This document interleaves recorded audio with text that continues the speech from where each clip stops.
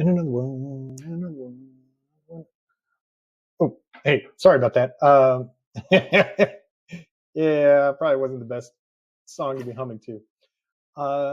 Welcome to Bite Size Munchies training on how to build reports that don't rot. I can see we have Bud 406 and Michael here today. Thank you for joining. I take it you guys probably made something that was not very useful, and management wants you guys to understand the principles of a good dashboard design. Is that why we're here? Yep, that's what I thought. Well, let's get to it, and hopefully we'll keep you guys out of Sector G7 this week. Now that I have your attention with this slide, think of dashboards like this. When the Z.O.M.B.I.E employees go to the lunch buffet, they usually leave it a big mess and somebody's got to clean it up and there's no order to it. And what was once useful is now no longer any good. If you eat from one pile, you get all messy. If you eat from the other, it's nice, delectable, and enjoyable. It keeps everything clean. That's kind of how we need our dashboards. We need our dashboards clean and orderly and with a sense of purpose.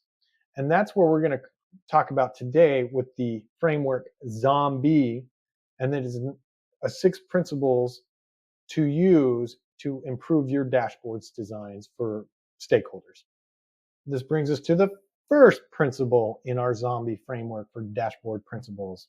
The first one is Z, which stands for zero in. This is where you want to focus on what matters. When it comes to dashboards, less is more. You want to highlight metrics that drive decisions, not just the ones that look tasty or vanity metrics or don't drive decision making. In this example, what do you think this dashboard is zeroing in on? Yes, it is the brain. And as you can see, all the charts on this dashboard are related to what matters with the brain. When building dashboards, remember, put critical insights front and center. On to the second principle, which is O, organize, for structure, for understanding. Every dashboard should follow a path. In this example, we have summary, trends, and detail. Think of this as your emergency escape route. If someone had only 30 seconds to look, they should know exactly where to go and what to take away from your dashboard. You want to keep it structured, simple, and segmented, just like this example. And side note, if you want a sample of this data to practice with, you make sure you sign up for the newsletter and you'll get access to this data set and a bunch of other ones. The third principle is M, for monitor. You want to ensure data quality. This is where a lot of the problems come from. We like clean data, just like we like our brains clean. So please make sure the data is clean. Check for duplicates. Check for stale numbers. Check for broken references. Check for broken formulas. Anything that might be wrong. You can use formulas like is equals blank or the unique to catch infections early. Good dashboards are built on clean, verified data. Going with data quality, this one is B for build. Build for survivability. This is where you want to optimize for performance of your dashboard. You want to build for speed. Here, let's play a little game here with this slide. Who do you think is going to get the brains first in a race? A, the walker, B, the runner, or C, the crawler? Type your answers, and for those watching on YouTube, put your answers in the comments below. I'll give you guys a few seconds to put your answers in the comments below or in the chat. But it should be kind of obvious which one's going to win. If you said B, the runner, you are correct. Nobody wants a report that's slower than a zombie with a broken ankle. avoid overcomplicated formulas, refer to source data instead of copying, use pivot tables when needed as they drive down the speed of a lot of reports, summarize instead of loading raw tables, and optimize for all devices, even mobile. The fifth principle of great dashboard design in our Z.O.M.B.I.E framework is illustrate clearly. This is where you want to visualize data effectively. This is my favorite part. If your team can't read it, they won't use it. This is where you want to add context through labels or captions so the viewer know what the numbers mean and why they matter, like legends in labeling axes. Use clear labels, consistent color schemes, and avoid charts that might be misread or confusing. Looking at you, pie chart, just saying. Use visual cues like icons, bolding, or grouping to emphasize the wins and highlight the risk. As you can see in our example, we have both a pie chart and a bar chart. The bar chart, or some people call it a column chart. In this example, it's a stack chart. This chart provides more information and is a better fit for the information to help make decisions or drive action. As you can see, we have clear labels, we understand what is going on, and we've added a clear icon and potential risk highlight. We identified the problem and highlighted it using icons and bolding. A dashboard is first a decision-making tool and second a piece of art. Don't get lost on making it look pretty, but don't forget to make it look easy to read.